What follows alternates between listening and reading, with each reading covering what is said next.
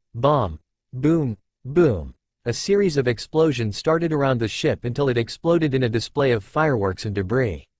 The clones dispersed and Sage Mode faded. The superheroes were amazed by the force of the attack and explosion. John even lost his concentration and Naruto was left in freefall.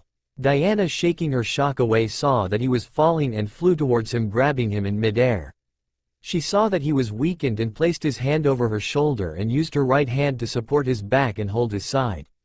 "Thanks for the help." A smile made itself known on his face. Diana smiled back at him. "No problem, we wouldn't want to lose you again." She flew him back to the group, who instantly came to him. Green Lantern being the first to speak, "Sorry, I didn't mean to lose you back there." "Don't worry, I'm alright." They watched as light began to shine again on the city and the glimpse of victory finally shined as the nightmare ended.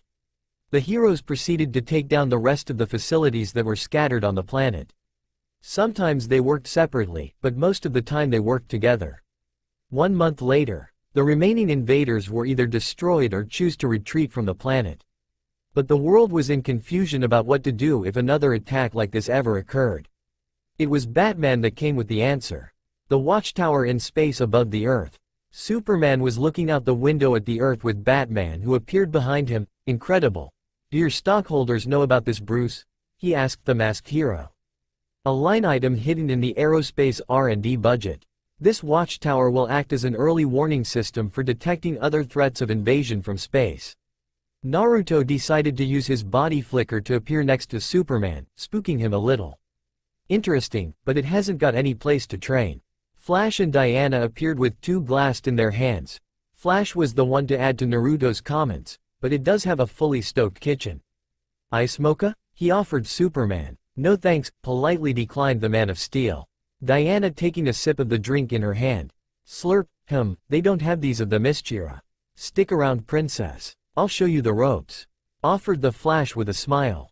"Perhaps I will." An impressive installation. This time it was Green Lantern that descended from above with Hawkgirl. "Most impressive. But what's it got to do with us?"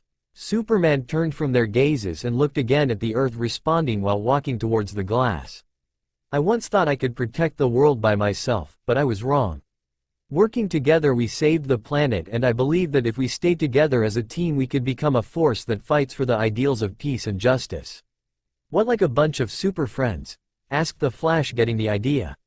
"More like a Justice League," he said with a smile. "Do you have any idea how corny that sounds?" voiced the Flash again. "But maybe the big man's got a point. With all of us behind it, it might just work." "Count me in," he reassured, putting his hand on Superman's. "Me too," said Green Lantern, approaching them and putting his hand over Flash's. Hawkgirl followed his example, and me, placing her hand on his. Diana looked a little uncertain. "My mother may not approve, but I find man's world to be intriguing.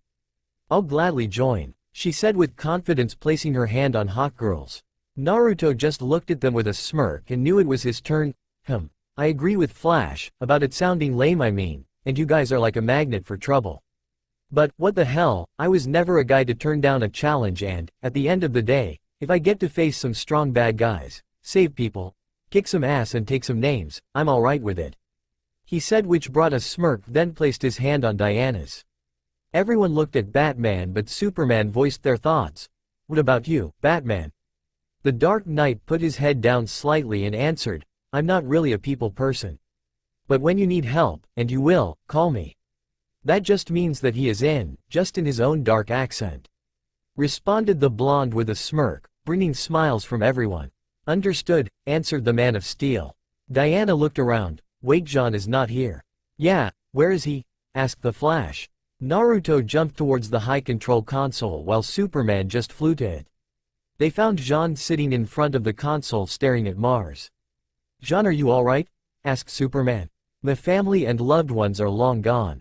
I am the last of my kind," he said with an aching heart. Superman placed a hand on his shoulder. "I know the feeling. Mars is dead, and I am alone in the universe."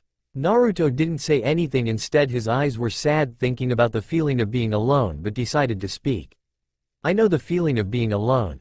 But," Jean and Superman look at him. Naruto looked back at them with a smile. "But now, I'm glad that I made some new friends. Now I don't feel so alone anymore." Superman decided to add to him, John, we can never replace the family you lost, but we'd be honored if you learned to call Earth your home. All three of them smiled and climbed down to their future teammates that all gathered around them and started to chat. It had been 2 weeks since the Justice League became official and people accepted the idea. In fact, they were mostly thrilled to have some, if not, the best superheroes in the world make a team and become a force to protect the world and deal with the major threats. The heroes took an interview in which they revealed their plans and the Watchtower. People accepted the idea mostly because the one to voice their decisions was the Man of Steel himself, Superman. The media began their research on the team immediately after their interview. The people who caught the public's attention were the two newest heroes that had previously never appeared to the public: Wonder Woman and Shadowman. Naruto chose this name in honor of all those who were Cage, but added the man part so that the name wouldn't sound like a dog name.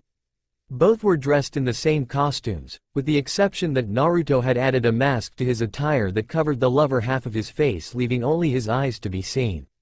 We now find Naruto walking on the streets of Metropolis, walking in his normal civilian clothes, dressed in a pair of blue, baggy, jeans, with a slender long-sleeved green shirt and a short-sleeved orange jacket, with a purple bucket hat on his head and a pair of sneakers on his feet. He was walking on the street doing a little exploring and patrolling, at the same time mumbling to himself. It wasn't really that bad, and it was an accident. He mused in his head. Sure, it wasn't that bad, after all, a little chaos never hurt anyone, voiced the fox with a snicker in his head. Yeah, I mean seriously, they over-exaggerated sending me on patrol duty. Yeah, and all the wounds were superficial. That's right, and besides they are the ones that insisted, not me. You see, Naruto has been having some problems lately. After forming the team, he began to ask questions about what they would do and so on. He discovered that there wouldn't be any pay in it, like it was in his paid in his missions when he was a shinobi, and that he would spend most of the time in the tower when he was on shift. He took it rather well, at least if you leave out the complaints about being bored out of his mind and because the tower didn't have any training room. So a certain incident occurred that ended with him get grounded for a while. Flashback. Naruto was on shift with Wonder Woman, Jean, Flash and Hawkgirl. He was looking at the monitors, and to say he was bored out of his wits was the understatement. His face a combination of bored, annoyed and pissed. He slumped in his chair that had 4 wheels and just started to roll all over the place till he finally reached the huge window that was facing the world. Come on, make something happen. Oh, did that star just move? Looking at it more carefully, he realized that it was only his imagination. I guess my mind is finally starting to crack. Hawkgirl appeared from a platform above and looked at Naruto, who was now spinning. Are you really that bored?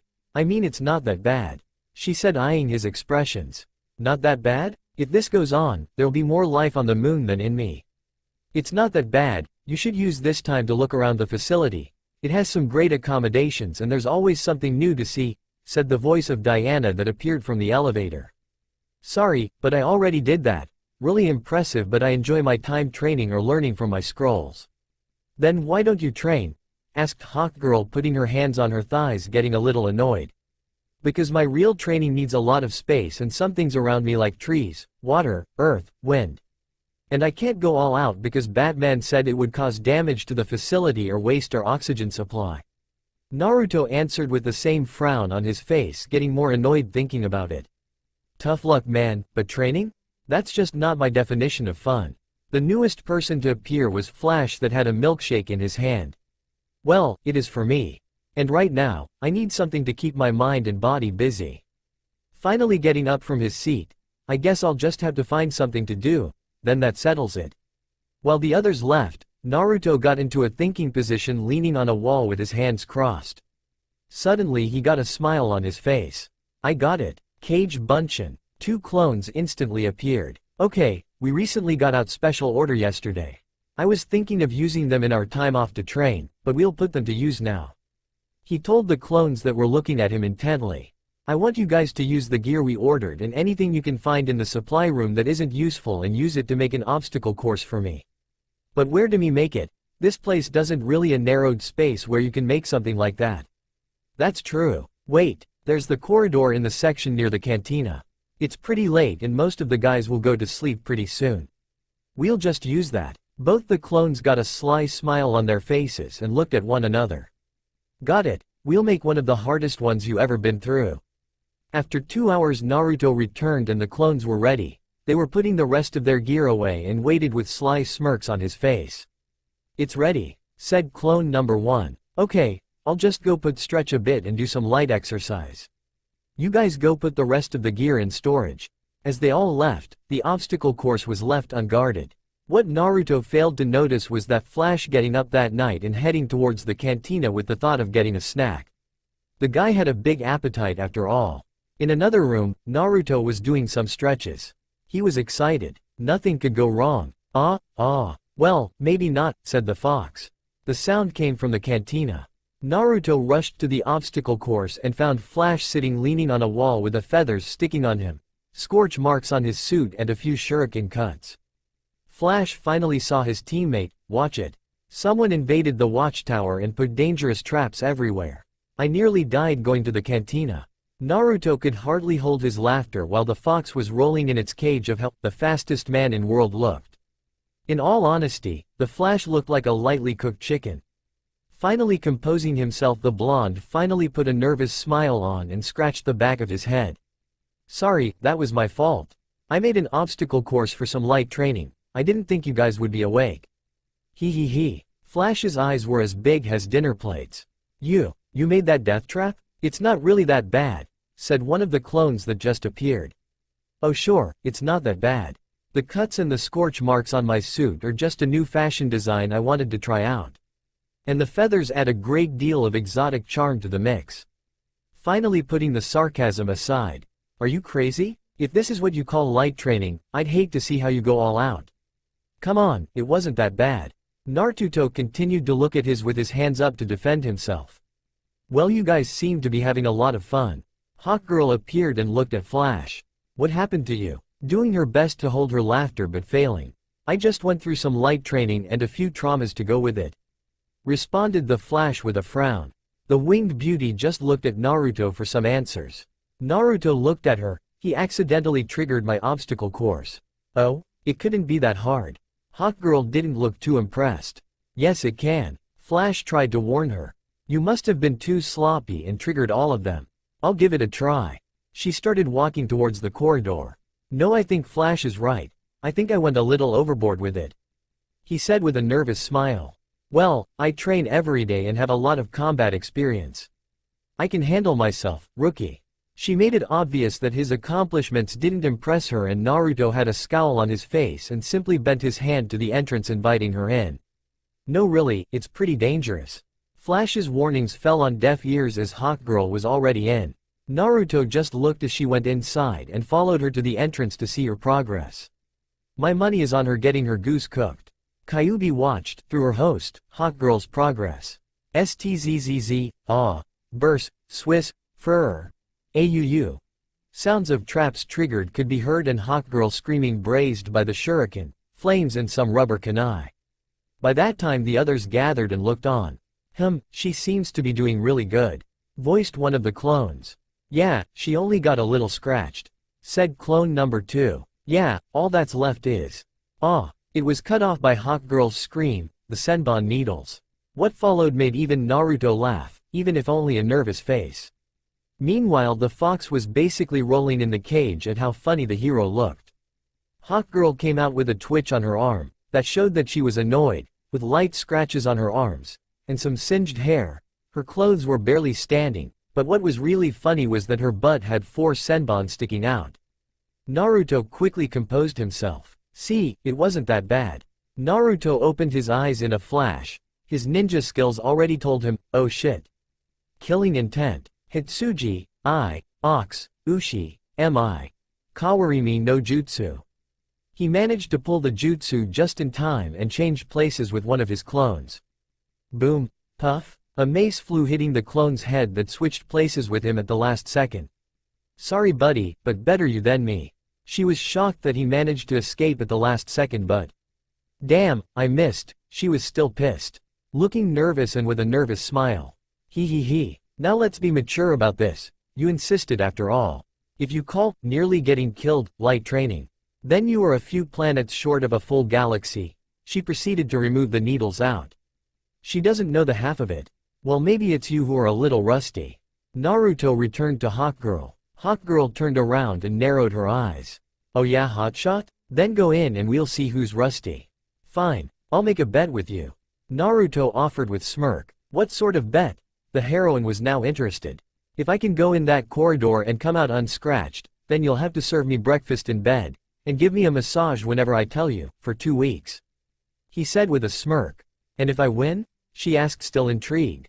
If you win, I will do whatever you want for 2 weeks. Feed you, wash your clothes, shine your boots, whatever. Hawkgirl instantly got a sly smirk on her face, thinking that it was an easy win. Okay, you're on, I could use a servant. The smirk never left her face. The shook Naruto walked to the entrance and turned around. You ready to lose? You're too confident, and too much confidence never wins a battle. No, but it sure as hell annoys my opponents. Naruto got ready and started to run in the corridor, flipping over traps that were coming from seals or ninja strings. He even walked upside down on the ceiling and ran on the sides. While he was running, he was also thinking, sucker, you dispelled my clone and all the information came back to me, easy win. The ninja proceeded to jump on walls and the sides of them, gradually flipping over incoming projectiles or traps. Finally, there were the Senbon needles that were triggered by a sensor barrier of 5 feet. There was timing to it and he had to aim it just right. Taking a collected pose, he followed them in what lay at the exit. Now or never, he jumped back a few feet and started gaining speed, then jumped of the walls and ceiling, all the while gaining speed. Finally he jumped straight in the center of corridor and spinning as he did so in really fast speed. The needles were fired the moment he jumped through the barrier, but his velocity was too great and the spin coupled with his speed allowed him to make a layer of protective air barrier around himself that deflected the needles that were close enough to hit him. Finally, as he approached the exit, he didn't realize that kunai and shuriken were flying at him from behind. Apparently a failsafe was triggered the moment the Senbon needles fired and the floor in the sensor barrier didn't receive the pressure it should have from someone that would have been hit by the needles. This was the last ace in the trap. Naruto now found himself running for his life from the barrage that just didn't stop. Finally seeing the exit and the rest that waited for him, he came up with a plan. Got to be fast. Hitsuji, I, Ox, Ushi, Mi. Kawarimi no Jutsu. He succeeded and managed to change places with the last of his clones that was somewhat reluctant to have to sacrifice itself for its master but accepted its fate nonetheless. I won, said the blonde cheerful. Hey, you cheated, retorted the woman. We never specified how we were going to do the course. Besides, you flew in there. Fine, she put her hands under her breasts and pouted comically. Flash interrupted, wow, that was really something. He ran quickly around him to see if he was actually hurt anywhere. You nailed that course. It's no big deal. You just have to have some skill, reflexes and luck. Superman chooses this time to appear. He looked at all there of them and saw that Hawkgirl and Flash clothes looked like they had just went 10 rounds with Darkseid. He decided to question them. What happened to you two? Nothing, said both heroes at the same time. Superman turned to Naruto. Nothing doesn't answer how you two look and what happened to the corridor. This time the ninja knew that the hero wasn't going to escape. So he proceeded to tell the Man of Steel about what took place in the last 2 hours, except for the hero raised an eyebrow and was intrigued by the idea but didn't like the devastation behind it. He knew that he had to make some ground rules for Naruto to avoid any dangerous incidents. I'm sorry Naruto, but you'll have to gather all your equipment and clean this mess. It's too dangerous to leave around here. He actually had to suppress his laughter as he looked back at Hawkgirl. Also, if you're really all that bored, then you have permission to go look around. Flash will take over your shift. End flashback. And that's how it happened. Oh well, this is a lot better than being in that tower. I like to have some fun now and then. Well, at least now you can actually play hero. Yeah, or actually find someplace to TRA. Watchtower to Shadowman. Watchtower to Shadowman. Do you copy? Over. Quote. Watchtower, this is Shadowman. What is it, Jean? The sensors have detected 3 objects traveling at high speed to somewhere in the city. Naruto quickly turned in an alley, dropped a few smoke bombs and changed in his armor, equipped with a mask that covered the lower half of his face. Then he jumped on the wall to his left and started to run up until he reached the top. When he did, he looked around and saw 3 lights heading somewhere in the city. I copy Jean, I see them. Naruto was already jumping on building and using his chakra jump from one to the others, trying to reach the glow that came to a halt on the street, scaring people. The Justice League members consisting of Jean, Hawkgirl and Flash used the javelin and already reached the metal giants. They were big, perhaps over 2 meters. They were clad in a body armor of red, black and orange with silverfish metal for the face and red eyes. Their hands were metallic shiny blue, and had a silver outline around their necks that made it look like it was holding their heads to their bodies. They carried metallic staff-like cylinders that had a hole in the center. Naruto guessed that it must be some form of advanced weaponry. They looked like robots and their faces held seriousness and lacked any emotion. Naruto was standing on the top of the building looking between his teammates and the giants. And thanks to his advanced hearing, he was able to hear what they were saying. "What do you want here?" asked Jean, intent on gathering information. "John Stewart, the Green Lantern," responded the giant in the middle, clearly not impressed. "What for?" asked Flash carefully. The giant continued his search while responding, "That's not you concern." "Wanna bet?" asked the only girl of the group, not enjoying their response. She swung her mace at the robot only to be grabbed in one hand and threw her above his head, like a sack of potatoes. Flash jumped after her and caught her before she fell on the cars. Naruto this time chose to act. He jumped down and looked at the metallic giant. "Hey Tin Man, that is no way to pick up girls." Smirk present on his face. The Goliath just looked his way and Jean took the opportunity to try to make a grab of the giant while his head was turned. But moments before he could reach, the giant raised his metallic stick and with a bluish energy hits Jean on his midsection, sending him away. The staff with which the robot hit the hero extended to his height and his partner's weapons extended as well. Naruto attacked the one to his left and ran at it with a high speed. The giant raised his weapon and increased its power by turning a wheel on, aimed it at Shadowman. Naruto was a few feet away from the giant when he was struck with the energy and was blown away. The giants looked at him and were surprised that he transformed to smoke. "Ah, Rasengan!" Their thoughts were interrupted by a scream from behind them that caught them off guard, and Naruto plunged a fully developed Rasengan into. The giant skidded a little on the ground, being pushed. Its eyes widened when it realized that the energy ball started to pump more power in it, and he was fully blown into a wall with a dent in the left side of its body, and electricity released everywhere. Jean in the meantime tried to attack the giants again, but the leader raised its weapon and recalibrated the weapon, making it more powerful. He hit the Martian with more force and sent him flying in a window a few stories up. The giants turned to Naruto and aimed their weapons at him. "Why do you interfere?" Naruto looked back at him with narrowed eyes. "He is our friend. You want to harm him, which is enough." The robot didn't even flinch at him. "You don't know what he has done. We are here to take him. Until you tell me what for, you can't pass." The ninja narrowed his eyes at them. "Foolish human, Belts." Both aimed their weapons at Shadowman and started to fire, although this time with more frequency and less power. The ninja managed to dodge most of them, but the energy hit some of the buildings and people were still inside. "Help us. Get us out of here," they screamed. "Kuso." Naruto saw that they were having problems and jumped to get the people from the collapsing buildings. The giant who Naruto hit managed to get on its feet and went to his partners and gave them a nod to continue. "Ah." But their walk wasn't long before Hawkgirl interrupted them and hit the middle giant on the back of the head with her mace. She tried to hit the closest opponent with the same mace, but it paired her attack, pushed her back and hit her with a more concentrated energy, pushing her in a window to a cafeteria and through a wall.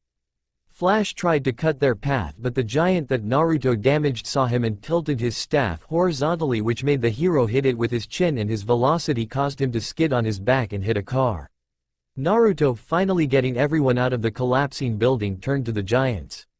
"Hey Buckethead, time for round 2, HHRRRGGG. Belts." "Ah." He jumped at them again, aiming for the one at the middle, but his partner got in the way at the last second and hit Shadowman with the full force of his weapon, sending him through 2 walls before stopping. "You sure showed them. I'm sure they're shaking in their iron underpants now." He, the fox smirked in his head as he was getting up. "You're very lively today. Did you have a good nap? Old people need to sleep more after all." He smirked as Kyuubi growled at him. He knew that it hated to be called old. Hawkgirl tried to attack again but was caught in air by its energy stick and hit in a car. The giant lifted his weapon, intent in ending the annoyance. Back off. The man in blue himself appeared and did a full body slam into the giant while in air, pushing it in a wall, damaging the wall more than the giant. AAARRRGGG. His victory was short-lived as another giant fired on Superman with his staff, catching him off guard. Superman tried to attack him but was pushed back by another shot. This time the superhero got on the ground and took the beam in the chest. He continued to walk to the robot as the beam became more concentrated. But his high density allowed him to reach his target and catch the stick in his hand, bending it before ripping it out of the giant's hand and breaking it in two on his leg. The giant started to wrestle Superman, but the hero's superior strength overwhelmed the machine and it was thrown at his partner at the wall, who was getting up. Flash got to Superman, relieved at his arrival. "We thought you were busy with an earthquake. It was just a 4.0. You mind telling me what's going on here? I wish I." Wah. Their conversation was cut short when the last giant, that was standing on a car, fired his staff at both the heroes. Shadowman lifted himself and looked at the battle. "Okay, time to get serious, Cage Bunchin." Two clones appeared. "Alright, you know what to do." Naruto stepped outside with two giant shurikens in his hand. "Take this." He threw a shuriken at the giant, who looked at him but ignored the weapon, which missed him by a meter. Naruto then threw the second one, this one aimed right at Metal Goliath. The giant aimed his weapon at the shuriken to destroy it. "Take this," he heard from behind when another clone appeared from a smokescreen and kicked the giant forward.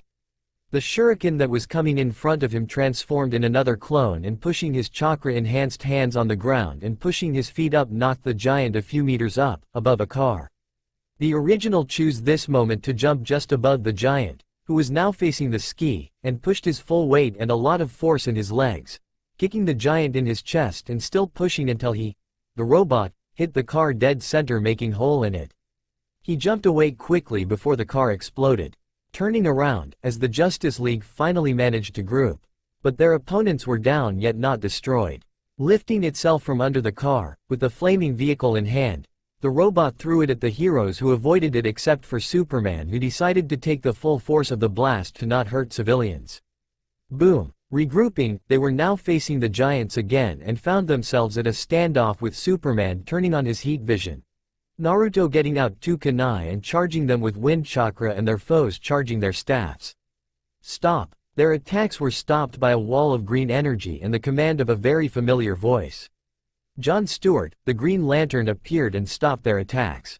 "Better late than never," Flash replied with a smirk.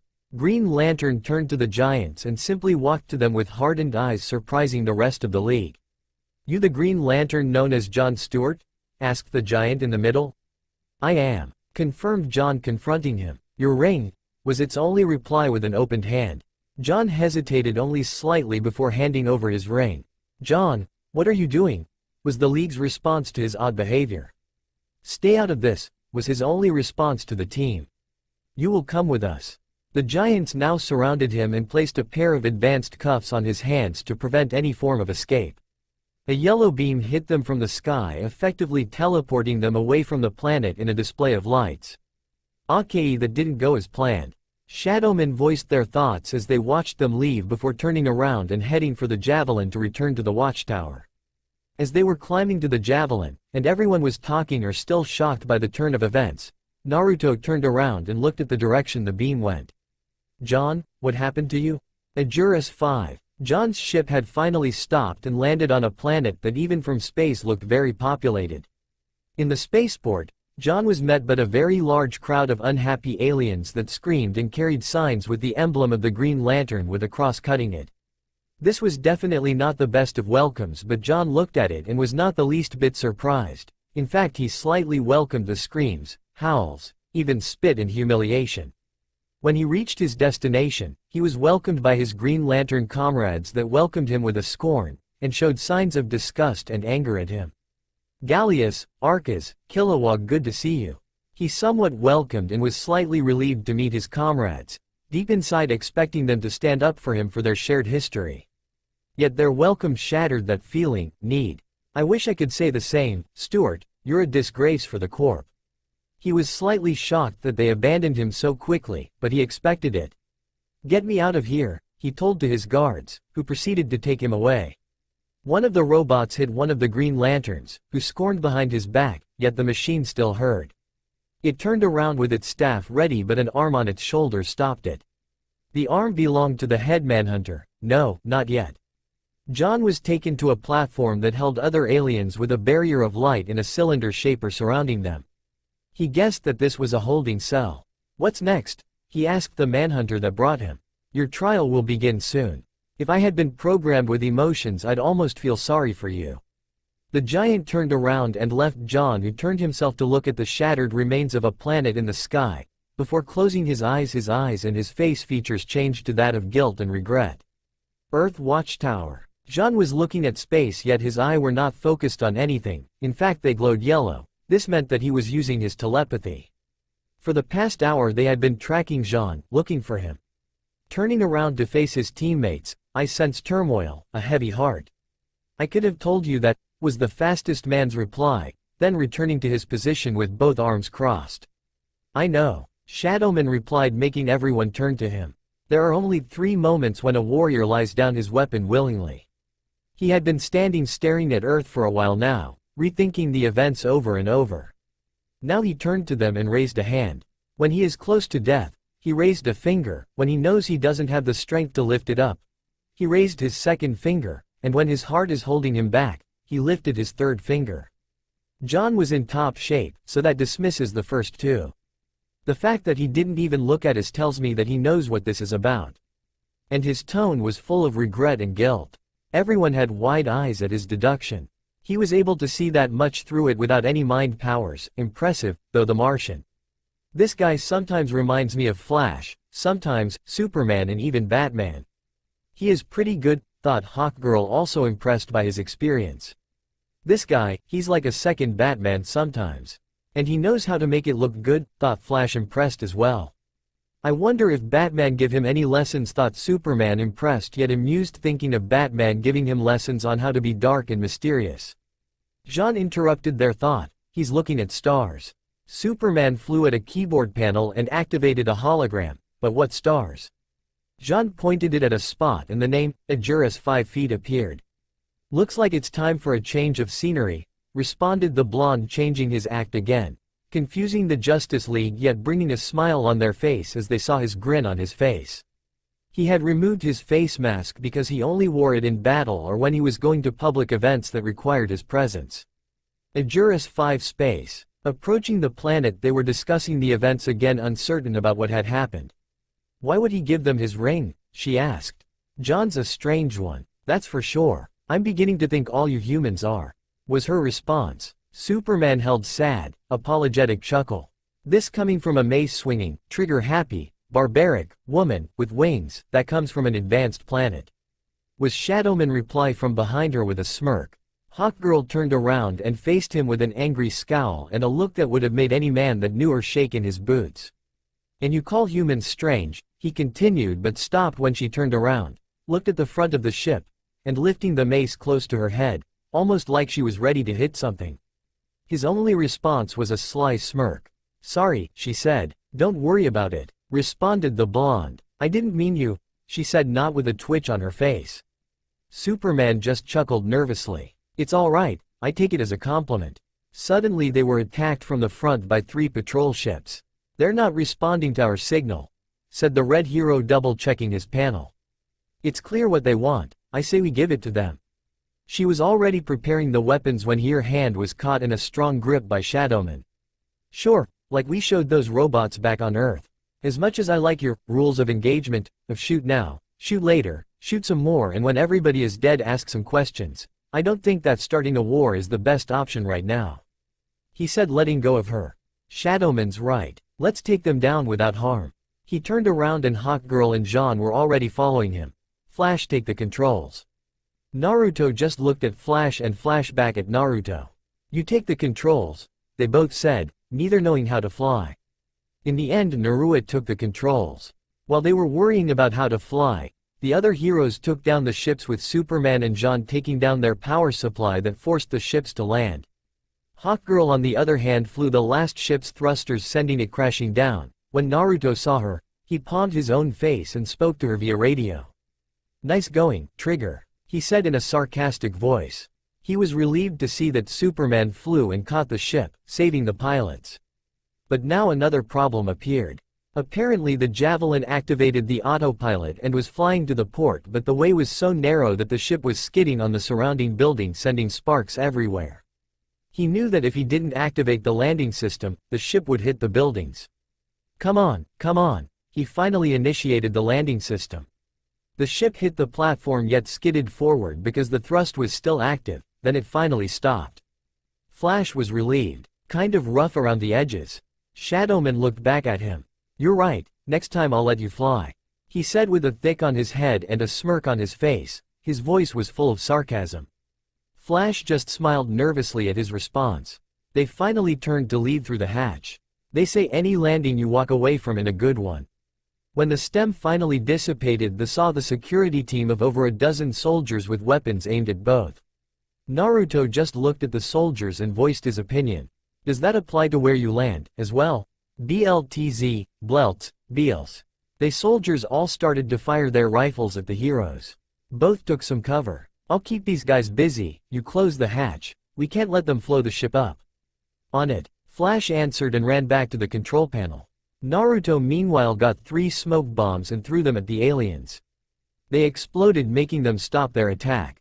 Shadowman quickly jumped out of the Javelin and on the field between them. In the smoke he snuck up on one of them.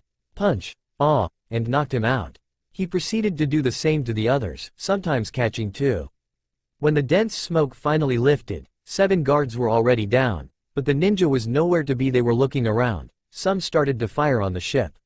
One of the aliens in back lifted another one and threw him at 3 of the soldiers, knocking them away. He then ran towards the other 5 that were shocked and knocked their weapons away before exploding in smoke, transforming back in Shadowman. The soldiers tried to take him down, but a few punches and kick later, he was the last man standing. The rest of the Justice League appeared, with Jean using his mental powers to search for Green Lantern. "Green Lantern is close by. That way." He pointed at a huge structure with 2 towers for support holding a dome-shaped object. When they finally reached the dome, Superman used his heat vision to melt the hard glass of the dome to make an entrance. He, Jean, with Flash, and Hawkgirl with Shadowman flew in. Oh no, Green Lantern didn't take their arrival very well. In fact, he looked disappointed. "What is this? Some kind of trial?" asked Flash, seeing all the people. "Apparently," answered Superman. "Remove the intruders, immediately." A voice spoke from the center of the dome. The voice came from a screen that displayed 3 figures that looked like robots. One looked on with a sad, bored expression, the second with a vengeful expression, and the last with a monotone expression. All the faces had different yet similar robotic designs. 2 reptilian creatures jumped on floating discs and flew at the heroes, intent on capturing them, but Superman grabbed them by the collars of their clothes, and with his strength threw the guards several meters away. The same robots that they fought on Earth were there as well, and they looked ready to jump in and attack.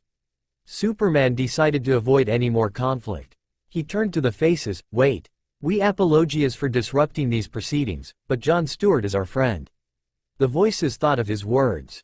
"This is a public trial. Very well, you can take seats in the gallery, but this tribunal will not tolerate any further outbursts." "Thank you, Your Honor." They stepped on a disc and it flew them at some empty seats and watched the trial. "Are you ready to call your first witness?" asked the judge. One of the aliens that looked very skinny, with a yellow bald head with no eyebrows, purple eyes with a black instead of white, with some strange round devices for ears, dressed in a futuristic robes, came forward. "I am, my lord. I call Kenja R.O." As he spoke, a human-sized figure appeared with pinkish skin with insect-like eyes with a long nose. The teeth that looked sharp came forward, dressed in a blue and pants and a matching blue with white sleeveless shirt, with a helmet on his head that had space design. In all, he looked like a cross between shark, human and insect. "Kenja R.O., you agree to let us probe and display any and all memories you have?" asked one of the guards. "I got nothing to hide." He spoke, getting on a disc. It flew him straight to the prosecutor, who started asking questions. "State your name and profession." "Kenja R.O., I'm a pirate." "A criminal?" Yet you come here to bear witness to another crime. Why? I may steal things, but it's nothing compared to what he did. The pirate pointed at Jon Stewart. The prosecutor pushed a few buttons and a light started to glow on the dome and hit the pirate. Tell us of your encounter with Jon Stewart. The pirate told a story about how he found some blasters, how he was flying to Ajuris 4, how he attacked Jon, how his ship was disabled and how he crashed on a moon. He then told how his friends attacked Lantern in an attempt to save Kenja Ro and finally how Jon fired his beam at one of the ships, which had deflector energy shields that bounced his beam at Ajuris 4 in a volcanic region, causing a devastating chain reaction that caused the planet to explode. 3 billion, that's how many were on that planet. Everyone looked startled and speechless until they started to whisper. Naruto and Hawkgirl were both thinking of the scenario and the pirate. I have no more questions. Finished the prosecutor. This account is most disturbing, we will recess. Spoke the judge. The monitor shut off and the aliens left on their break. The Justice League went to Jon with Flash speaking. Now I get it, you wanted to clear your name. That's why you didn't put up a fight back on Earth, glad that he realized what had happened. I told you to stay out of this, spoke Jon urgently. Why would you want that, Jon? We're your friends, spoke Shadowman looking at him with a raised eyebrow. Hawkgirl looked at the pirate. That scum is an obvious liar. Give me 5 minutes alone with him and I'll get the truth, she spoke with clenched teeth and narrow eyes. Hawkgirl, Flash, Shadowman, all of you, listen to me, nobody is lying, do you see that? He asked looking at the rubble. I did it, I'm guilty. Jon, have you lost your mind? Questioned Shadowman, breaking the shock, his voice full of concern. That's what happened, and it's time to take responsibility, returned Lantern looking at the ceiling. Lantern, that story is a bunch of crap. There are too many coincidences to make it believable. Naruto responded, trying to make his new friend think clearly. The bug-eyed scum is so rotten I don't even need to smell him to know. He's lying. How can it be a lie if I was there?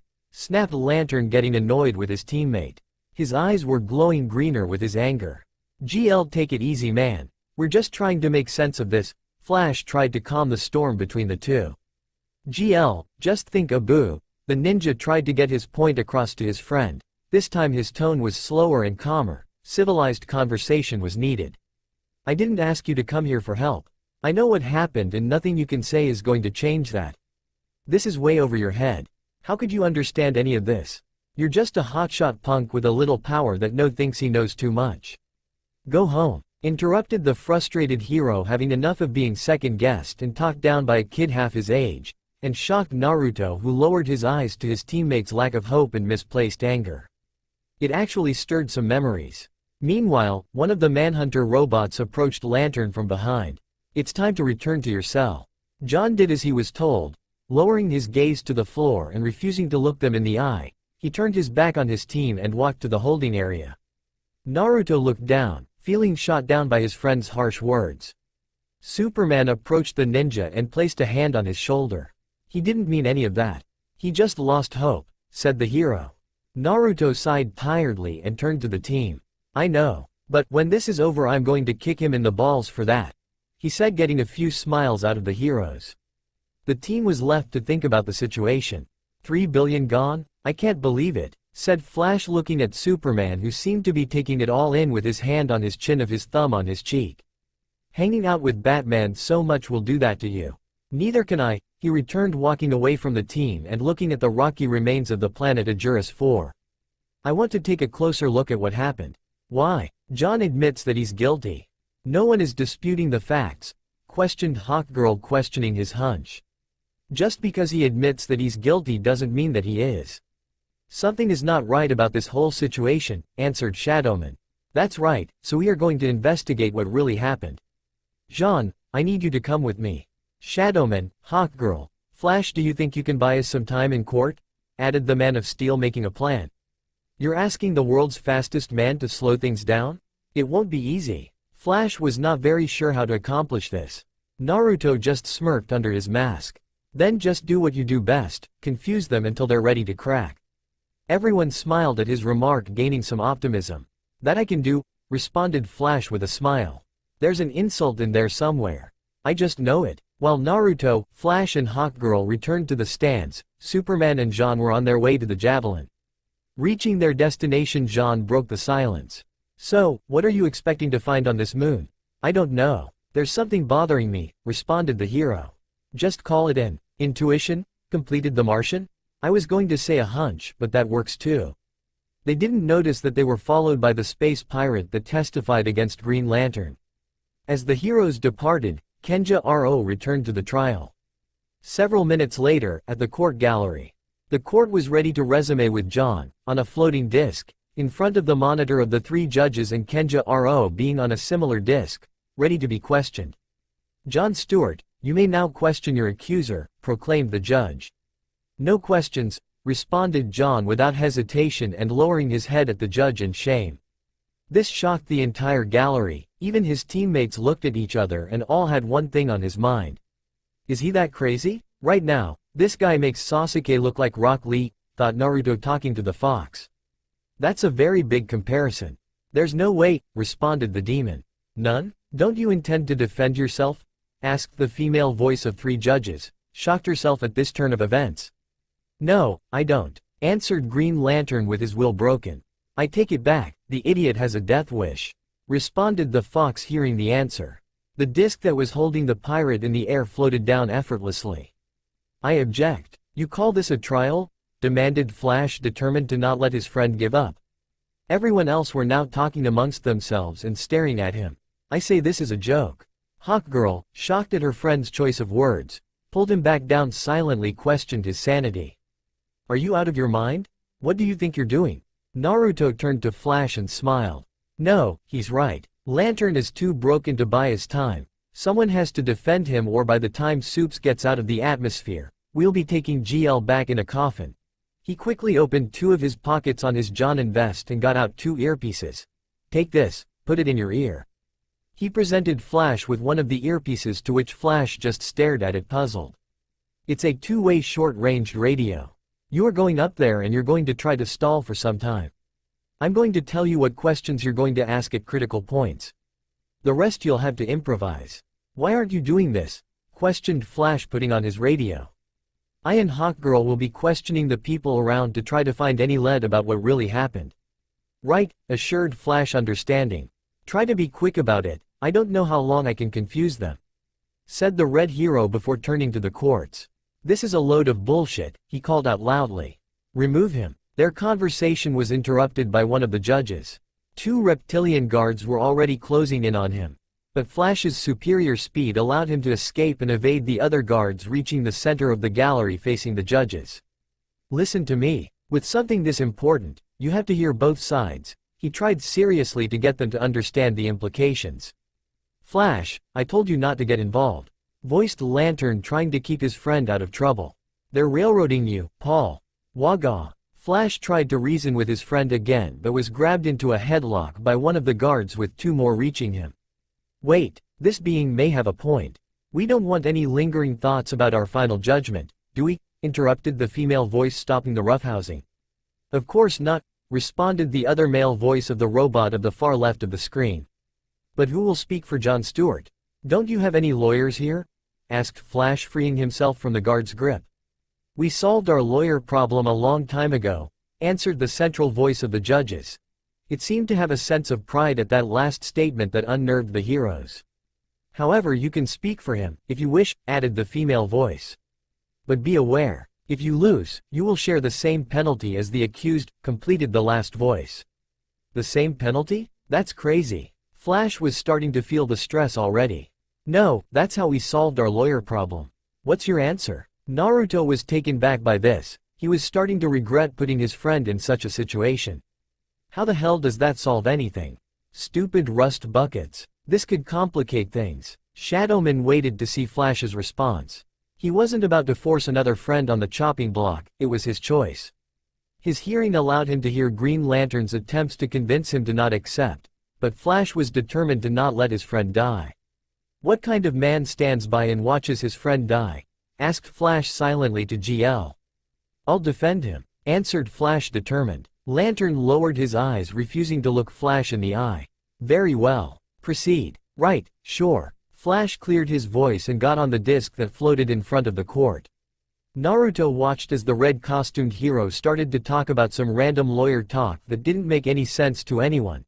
Actually, it seemed to have created more confusion. Hawkgirl palmed her face and signed while Naruto laughed as Flash was doing his best to create confusion.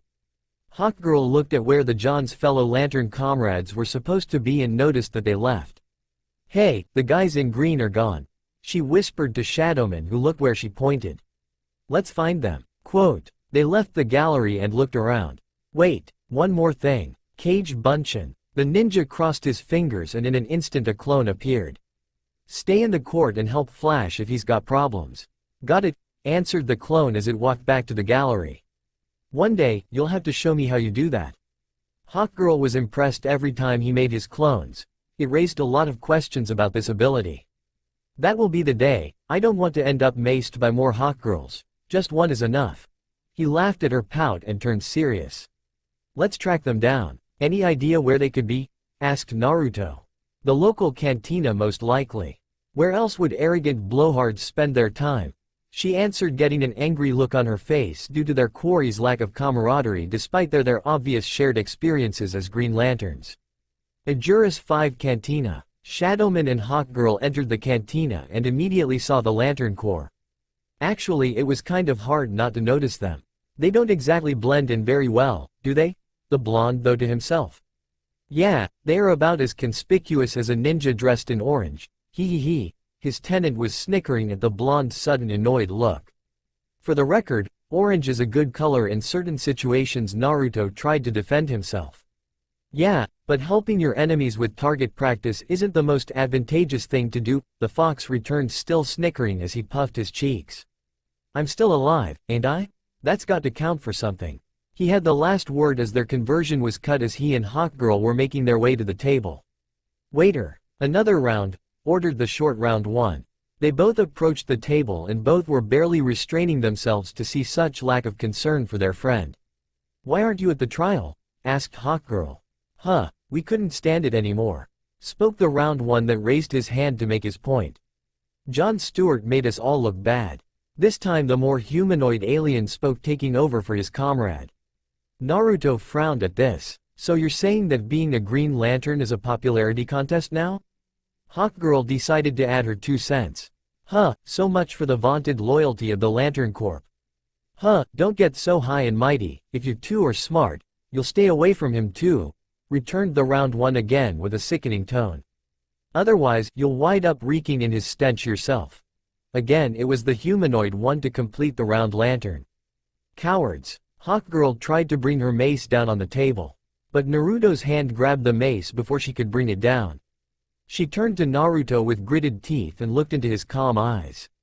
"Are you just going to let them talk about him like that?" she argued with him. The other lanterns as well as the rest of the cantina had their eye wide at him. Naruto, finally releasing her mace, looked right in her eyes. "Remember what I said when we arrived on this planet?" Hawkgirl looked down but still held a frown on her face. "That we didn't want trouble." The rest of the arrogant, lazy lanterns had smirks on their faces seeing Hawkgirl get put in her place. Naruto narrowed his eyes slightly, and then grew a sly smile under his mask. "Good, then forget it." Hawkgirl raised her head up, maybe faster than Flash, and her eyes were as wide as dinner plates. Naruto looked back at the lanterns that each raised an eyebrow. These guys just crossed that line when they insulted our friend. And they need a crash course on how to get your ass kicked. And now we start with lesson number 1, Thruz. Naruto finished, dropping into a crouch and giving the table a sharp kick, lifting it up and catching the plates in his hands as they came down and throwing them at each of the lanterns, who badmouthed GL, splattering the food all over them. All except the big guy that didn't say anything. "Why you?" A fish bird-like lantern growled furiously at the masked shinobi, who did a backflip and landed on his feet. Hawkgirl instantly grew a sly smile on her lips. "Now, you're speaking my language." She instantly went on the offensive with her mace and tried to attack the closest lantern that powered his ring. It was the humanoid one.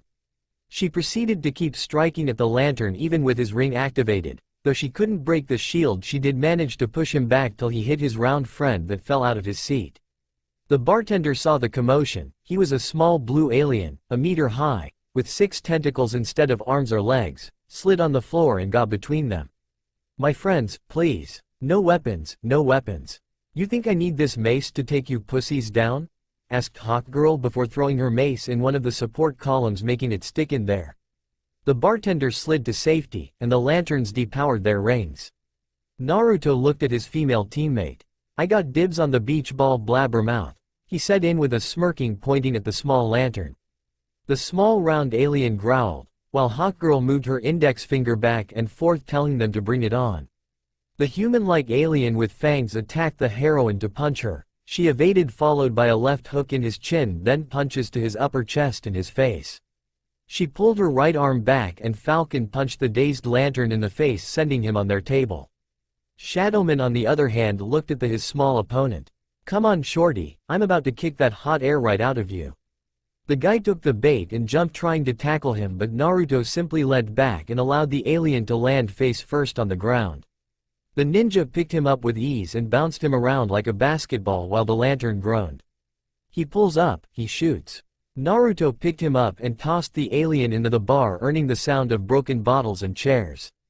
He scores. Another lantern, this one looking like a cross between a human with a seahorse with a beak for a mouth, tackled Hawkgirl on the ground, but she used her foot to kick the alien off her and into the neon sign above the bar, shattering it. Another lantern, this one being the most different. He had a fish-like shape with 4 short tentacles, 1 eye and 4 feet. Tried to pounce on Naruto, but he bent his knees and with both hands forward lifted the alien and threw it in his comrades at the bar. Grr. The short alien was getting more and more annoyed as it tried a jump attack on Shadowman, but the blonde simply bent backwards, making the little lantern miss again and almost hit the window had it not been for the quick reflexes of the last lantern that remained at the table. He had been watching the fight, and lifted a hand to grab his comrade to stop him from breaking the window. The lantern that Hawkgirl first fought was back on his feet and rushing to get back in the fight, but was met with a hard right hook from her that sent him flying through the thick window that his comrade missed seconds ago. Man, you guys are pathetic. Are the green lanterns all ring and no muscle? Asked Naruto, but his mistake was that he took his eyes off the other 2 lanterns that were in the bar. They bird fish-like one tackled him on the ground, followed by the other one-eyed who took him down. All 3 of them rolled on the floor a while until Shadowman pushed his legs forward hard and fast, kicking the one-eyed lantern in one of the chairs. But the other one was still holding on to his neck. Lifting himself to his feet, he elbowed his attacker in the sides and pushed his hands above his head, grabbing the lantern by the sides, and with lots of effort threw himself forward. He managed to get out of the alien's grip and threw him a few feet away. His opponent smashed through a table. The little guy tried to attack Hawkgirl, but she just grabbed him and lifted him up in the air before throwing him to Naruto, who, seeing the lantern from outside get back in, kicked the round lantern like a soccer ball with a chakra-powered leg. The little guy gained speed and collided with his comrade, sending them skidding on the ground a good 10 feet away. Both the lanterns were down for the count again. Kilowog, the last lantern, saw enough. No more, they're right. Jon Stewart is one of us, and I'm going to help him. He turned to the exit and flew at the gallery with his power ring. While the winged heroine pulled out her mace, Naruto turned to bruised lanterns that were getting on their feet. You guys should really train your bodies more. It could mean the difference between life and death. On the bright side, you all get A+, class dismissed. He finished with cheerful voice and a wide grin. He turned to his teammate. Need a lift? She offered with a smile, glad that she was allowed to let off some steam. Sure, he accepted and took her hand. Hawkgirl was now flying with Naruto in her hands when she noticed something in an alley. He isn't that the scumbag with a manhunter?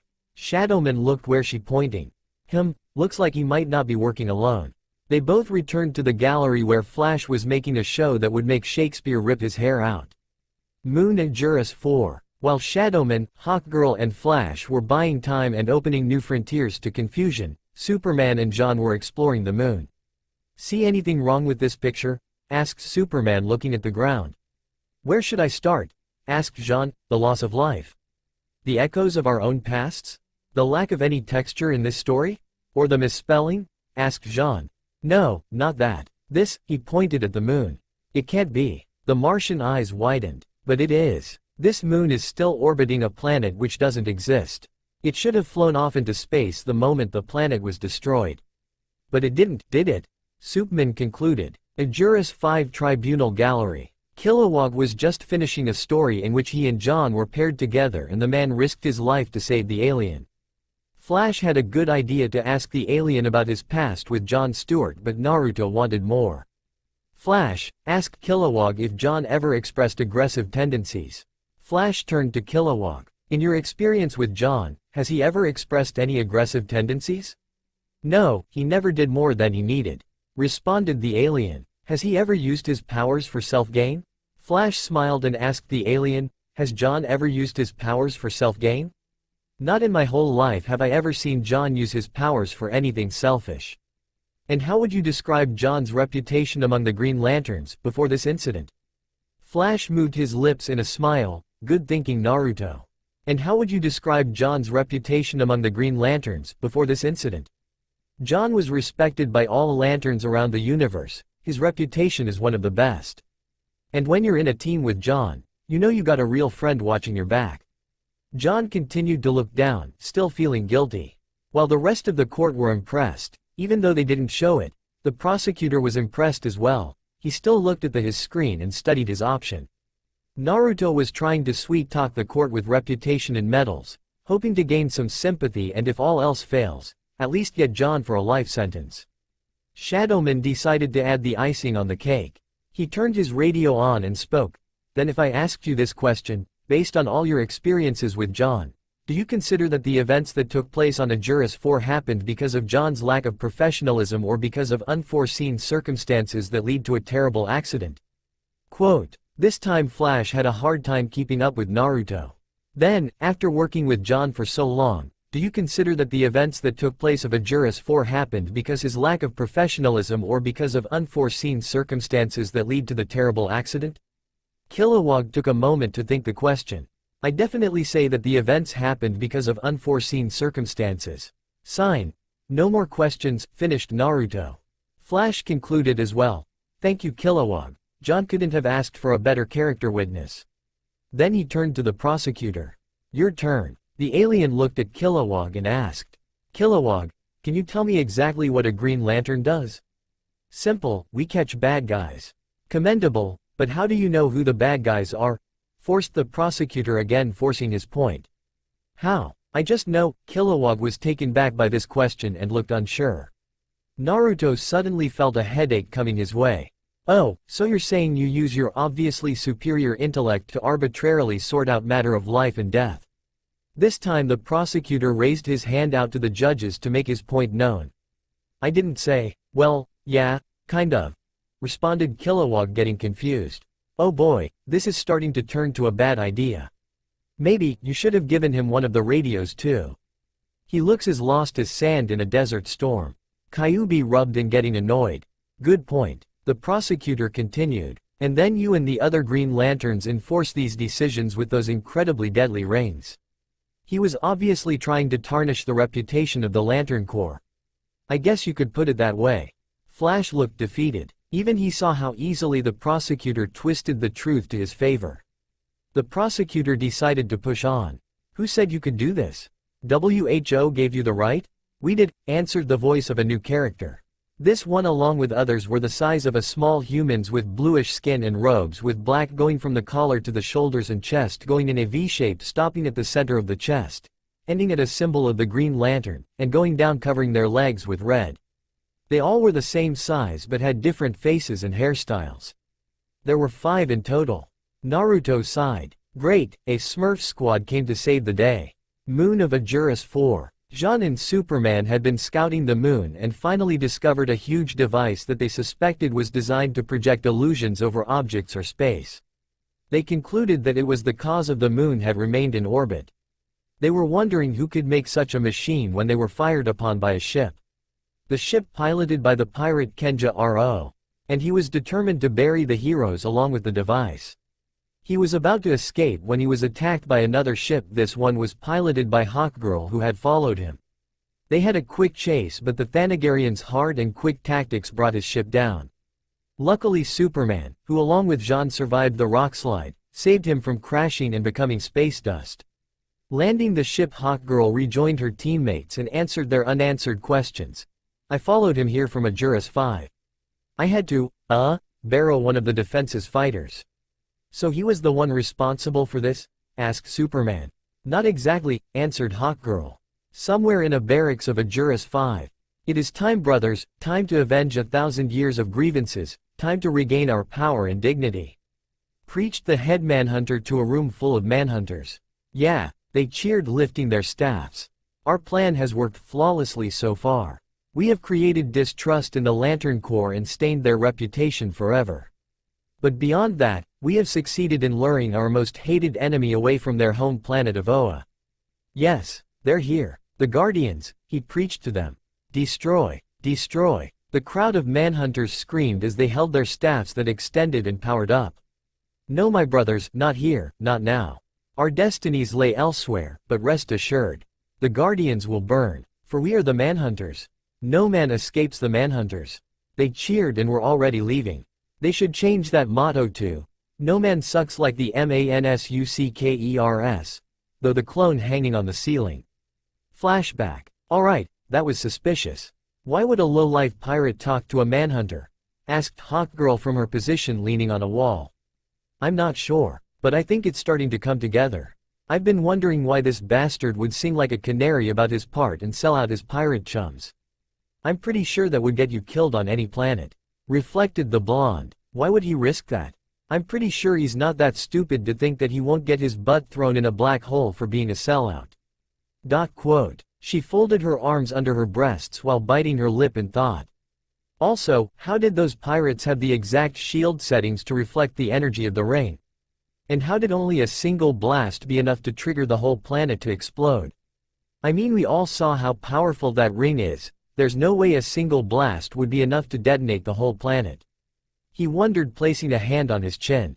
I smell a rat, returned Hawkgirl with an evil glare at the pirate. Then it's time to send in the cat. His lips turned into a devious smirk. Let's split up, you follow that rat, I'll follow Mr. Tinman.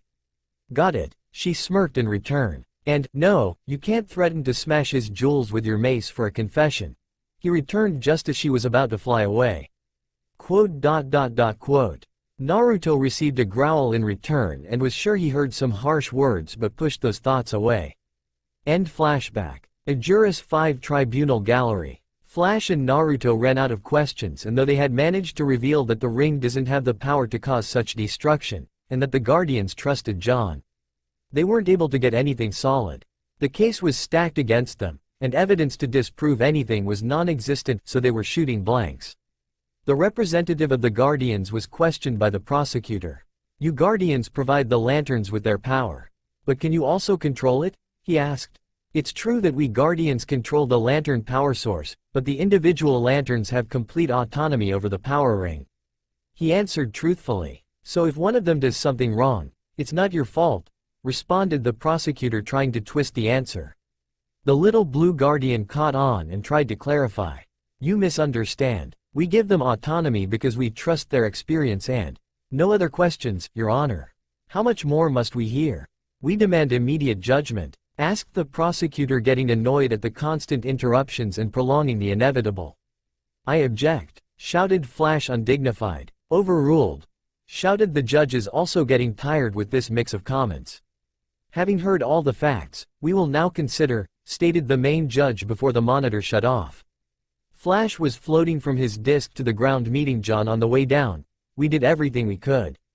I wish you hadn't, was his only reply. While this was happening, Naruto was frowning. This prosecutor was sneaky. Whatever he invented, he turned right back at him.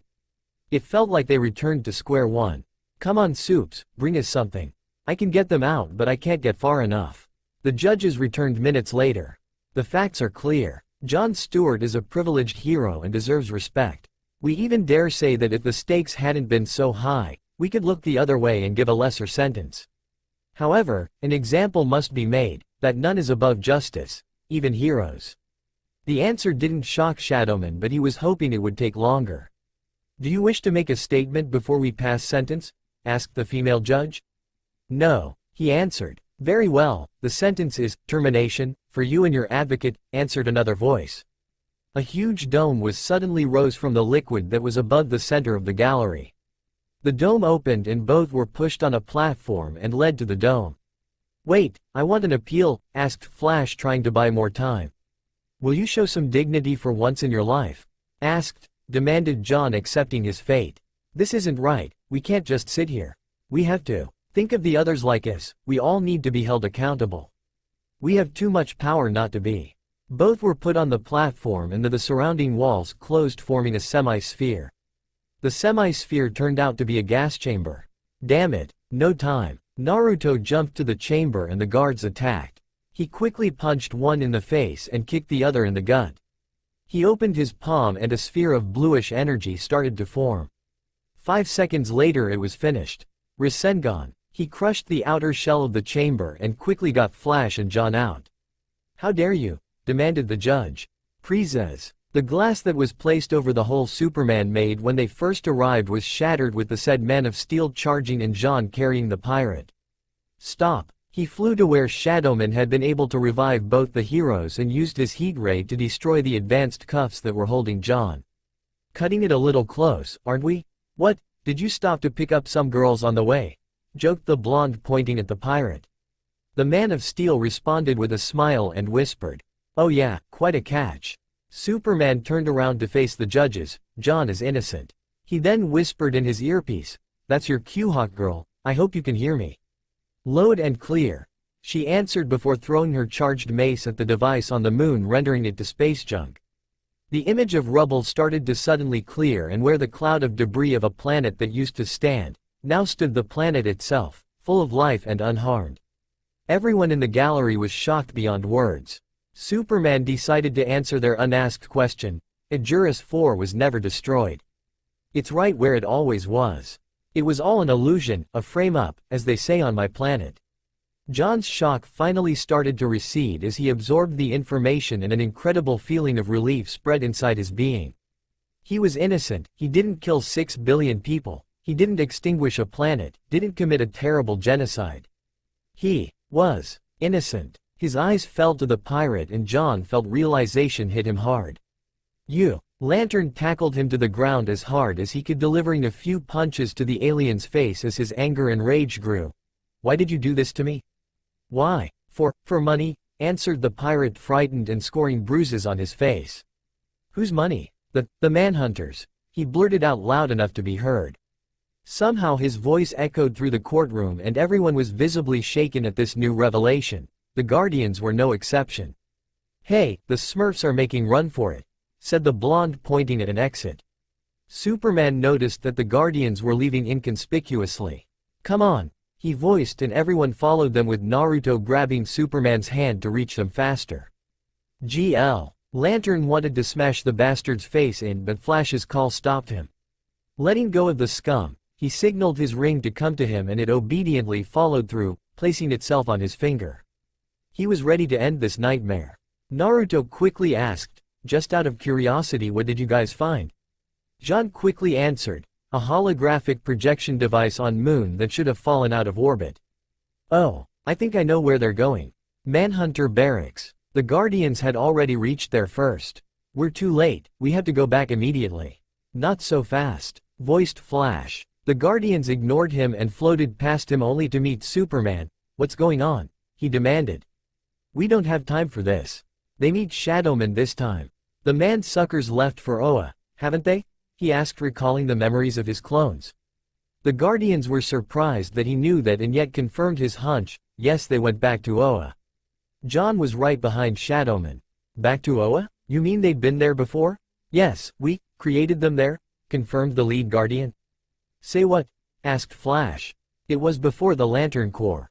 We thought robots would make good peacekeepers, but they were flawed. They couldn't understand the subtle gradations between good and evil," he answered. Superman asked next, "Why didn't you decommission them?" "We reprogrammed them for lesser duties, tracking, hunting, guarding." They didn't seem to object. "Not outload they didn't," added John. Naruto looked at them. "They despise you, and the head honcho said something about getting back their power, glory and revenge." "Would you happen to know what he meant?" he asked. "How do you know this?" asked the head Guardian. "I've spied on them a little while before you showed up. And I've heard their plans." "Why didn't you say anything?" asked John. "Sure. Go in front of the court and tell them that their most elite hunters and guardians are all crazy and could have destroyed a planet, and committed massive genocide, while at the same time planning revenge on a bunch of people I've never heard of. Yeah, I think they would have thrown me in that gas chamber of theirs just for the fun of it. He answered sarcastically. They have a huge advance ahead of us. We have to get to Oa as fast as possible, concluded the head guardian. In space close to Oa, Naruto found himself asking the guardians a question that has been bothering him for a while. Hey Smurf guy, just a question, how are we going to beat all of them? I mean, back on Earth it was most of us we were getting our butts handed to us. The guardian were giving a confused expression on the young ninja's words. Superman and Flash, on the other hand, were holding their mouths to hold back the laugh at the head guardian's new nickname. The Manhunters were directly connected to our superior computers in Oa via online subspace frequency. Thus it was able to provide the best course of action on the field. The remaining guardians must have disconnected them by now. So left to themselves there is a better chance at defeating them. There's still a lot of them. GL, I need you to let me down somewhere on the planet for a few seconds. He said, I don't know what you've got planned but I'm game. He left Naruto on the ground and he quickly made 2 clones and left with the others. Planet of Oa. The planet was under attack and with no Green Lanterns and to protect them, the 5 guardians that were left were slowly losing ground.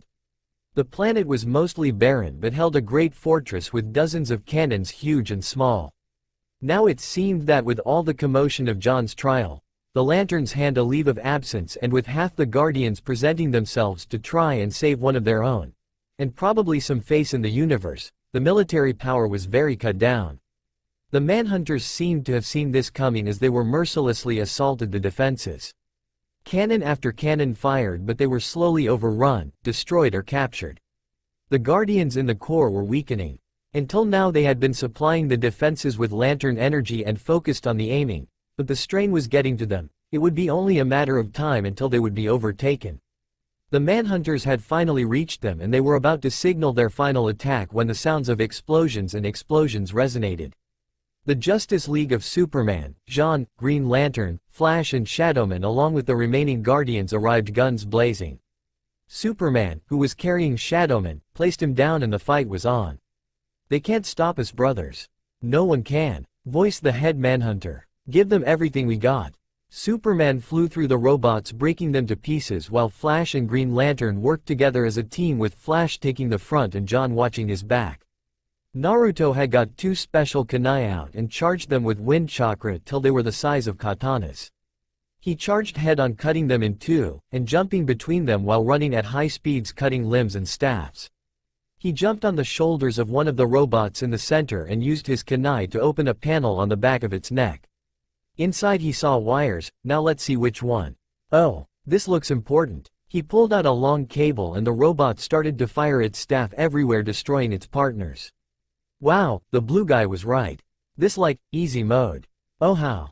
Naruto jumped off before it short-circuited and exploded. Then he turned around and saw that many of the robots were coming for him. Crap, I hope this works. He started to run at the same time doing hand signs, Inu, Tori, Saru, Hitsuji, Kachiyose not Jutsu. In a second a clone appeared and placed its hand on his shoulder. He started to feel the natural energy of the planet and started to notice some differences. Like every planet was different, they all held different energies. This one was the same. He started to get the same green glow as a lantern and his eyes started to glow green. He tightened his fists and felt power coursing through his body. Jean in the meantime phased through the towers and disabled the captured cannons while Flash was trying to ascend the tower but the blasts from the Manhunters on the tower caused debris to fly everywhere, and one piece hit his forehead. Though it wasn't big, at high speeds it felt a lot heavier, and it was enough to knock him out. Lantern appeared on the spot and created a shield covering them from the onslaught, but the firepower was overwhelming him. He was already losing power and soon they would both be dead. 2 giants flew above Lantern and Flash and landed behind them. Lantern was now in trouble. He was flanked from both sides and due to all the lasers didn't even see the giants fly above him.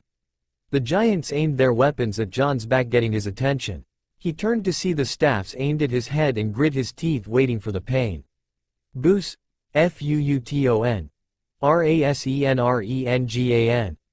Their attack was interrupted when a flash of yellow energy appeared in front of them and Naruto appeared between them. Flash and Lantern and plunged 2 wind Rasengans in their metallic guts, but these were different. They were a glowing bright green. The effects were instantaneous as they were being shredded at the midsection until the balls exploded forward, scattering pieces the size of shrapnel all over. Naruto turned to John and saw that he was having problems. He was on one knee and barely holding on. The shield of energy that he had created to protect Flash was collapsing as holes from the Manhunter's attacks were slowly overwhelming him. Too much power. Must hold on, thought the green hero as he tried desperately to hold on. Just when he thought that it was over, Shadowman appeared to his right and placed his left hand on his ring finger while his right extended to the shield, concentrating his enhanced energy mixed with his chakra, reinforcing it. John looked to his left, trying to keep his focus, but looked stunned at Shadowman, or what appeared to be him. He was glowing green like himself and his eyes glowed a neon green as well. How? You don't have a ring? His face showed shock, but he put it aside for later as he needed to concentrate. Shadowman just smiled at him. It's this planet's strange, powerful energy. It made me into this temporary green lantern. He grinned evilly as he placed more chakra into it and the energy took the form of a misshaped hand. Don't think you're getting off easy. I still got to kick you in the balls when this is over. Lantern looked a little annoyed but turned to amused. The kid always had a way to look at the half-full part of the glass.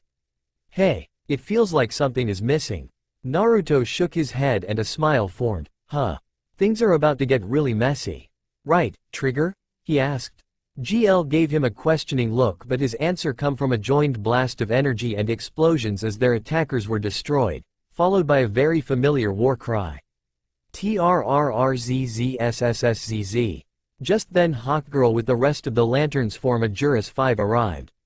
Looks like the cavalry have arrived, John said. Show off. Naruto looked around seeing Superman, Hawkgirl and the other lanterns doing short work of the Manhunters. Go Lantern. I'll look after Flash till he wakes up. Got it, agreed John as he flew to the center of the fortress, reaching the source. A minute later Flash woke up. Oh, what hit me? A concussion, maybe, answered the blonde, his smile never leaving. Flash noticed his new look. Wow, was I out that long? Since when did you get a ring? He asked in wonder. Not as long as you would have wanted, and no. We don't have time to talk. Can you stand? Yeah, I'm good. Good, I got to go, Shadowman said as he began to follow John, jumping and flying after him. When he got to the entrance, 3 Manhunters were guarding it. Guys, I'm getting in there by you or through you. Your choice, he threatened. The response he got came in the form of several shots of energy as he began to dodge their attacks. He crossed his fingers in a cross and made a clone. Finding some debris, Naruto and the clone hid behind it as they started to form a ball in the original's hand. Finally Naruto jumped out from his cover and threw his jutsu at the 3 robots, Fuuton, Rasenshuriken, boom, TSSZZZ. They're nothing but bent metal left of the robots as Shadowman's glow finally disappeared. Naruto looked around and formed hand seals again. Inu, Tori, Saru, Hitsuji, Kachiyose not Jutsu. A clone appeared and gave him his natural chakra. Finishing the transfer, the clone dispelled itself and the hero started to run to the entrance of the core. It wasn't that hard to find. The thing was giving off energy like a tailed beast. When he finally stepped into the core room, he saw the head Manhunter enter the huge lantern-shaped reactor. No, screamed John, who was on the ground, but to no avail, the robot was already inside. Ag ga hh. The Manhunter screamed as he entered the energy. Bloots, blets. Bolts of green energy started to be released as the energy seemed to be gathering around the robot. The Guardians finally arrived, but they could do nothing now as the robot shed his metallic skeleton and became part of the energy itself. He continued to grow and grow till he was 100 meters tall.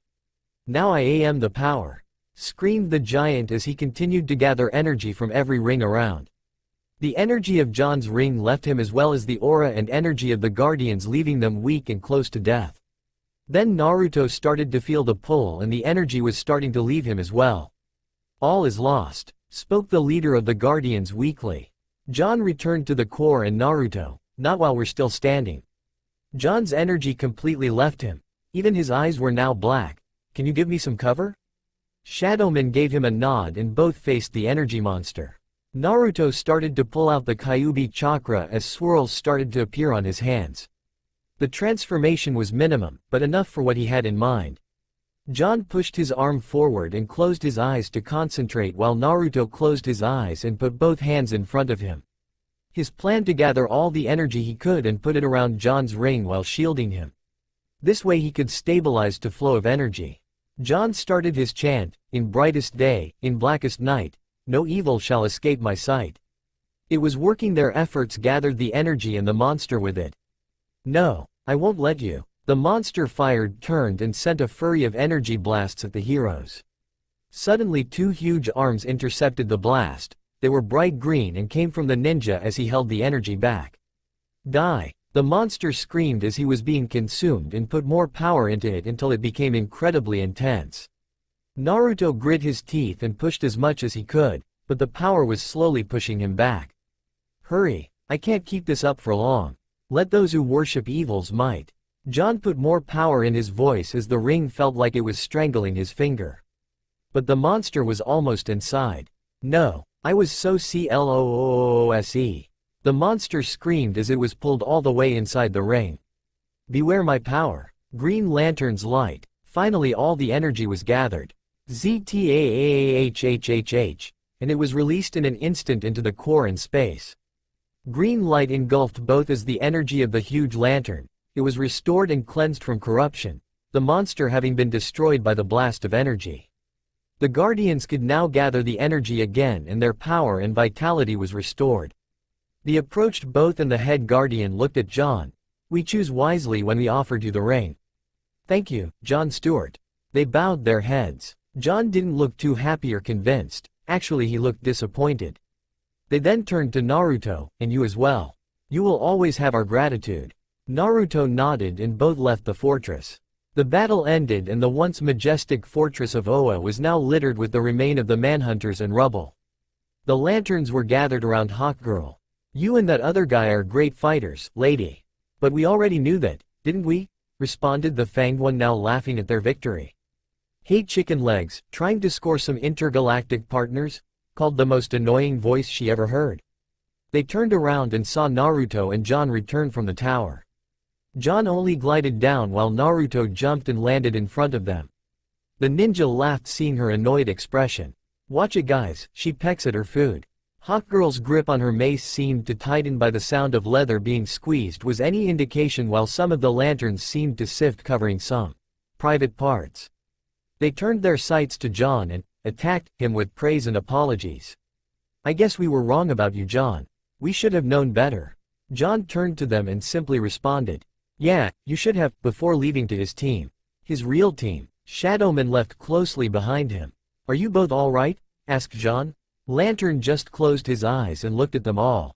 "You believed in me, even when I didn't believe in myself."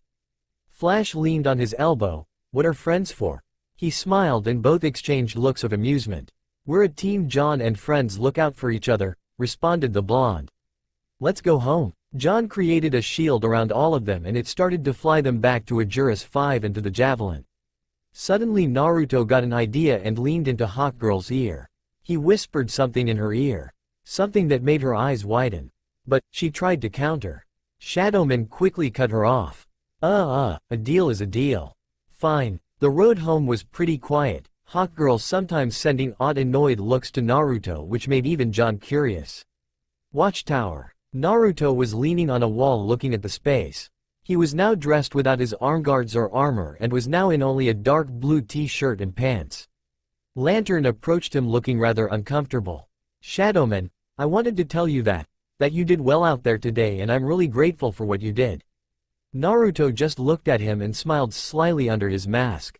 "What you mean to say is, sorry Shadowman sir, for being a stupid idiot and talking out of my ass, right?" GL winced but sighed. "Yeah," answered John with his head down. "Then just say it. I'm sorry for being a stupid idiot. And for being a jackass." Sign. "And for being a jackass." "Huh, it doesn't sound like you mean it," he said in a mix of annoyed and disappointment. Okay, I'm really sorry for being a stupid idiot and talking out of my ass." "There, you happy now?" said John, surprising even Naruto. Then kiss my feet," he said nonchalantly. "Alright, Alright, kiss your feet. He was actually leaning slightly when his thoughts finally hit him in the head. What? Ha ha ha ha ha ha. Naruto was holding his stomach now. He was laughing so hard he thought he was going to roll over and die. Don't worry about it. It's okay, we all have our bad times. We're good. He grinned like a fox at John. John smiled and was relieved. Shadowman placed a hand over his shoulder, and was still laughing. Oh man, you should have seen your face. I actually thought you were going to do it. Don't scare me like that. Lantern smiled at him. He was relieved that his teammate, no, his friend had forgiven him. There's just one more thing, said the blonde with a smirk. GL gave him a puzzled look. I still owe you a kick in the kiwis, said the blonde with an evil smirk on his face. GL's eyes widened and cringed. He really hoped the blonde had forgotten about that. Naruto turned the evil into a smirk. But I don't feel like it right now. GL sighed in relief. Better to torture him with this. Though the ninja. But, one day. The smirk grew back into an evil smirk that would put Luther to shame. One day. You'll never see it coming.